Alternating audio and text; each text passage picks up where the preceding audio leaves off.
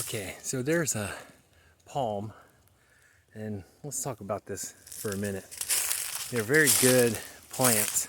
Part of it's edible, but they're just multi-use. They're so good. So in here, it catches a bunch of the dry stuff, but this is the monkey fur too.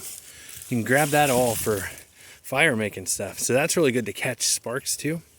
But then you can take the dry parts here and use that to build the fire up anyway. There's just so many uses for this plant. And this is, in my opinion, it's one of the best plants in Florida. They were talking about it in the bushcraft group about what would be better, this or pine.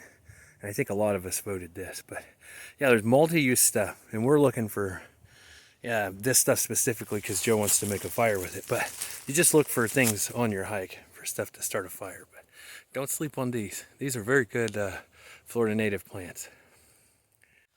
Yeah, I just want to go on for another minute about that palm. You know, you saw that it could catch stuff. It had the monkey's fur, the dry bits we can use to start fire with. The ends of those, if you pull them out, they're edible. But there's also like all the palms you could use if you needed something to build on top of a debris or natural shelter. You could also use them to either make a bed or cover a bed to get you off the ground. Joe was saying he saw people like using the leaves to pull sack firewood and pull firewood.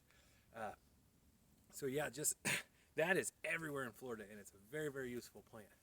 So as far as bushcraft in Florida goes, that's one of the good plants that you should learn about because it's so useful. See if I can get it straight. Oh yeah, right up.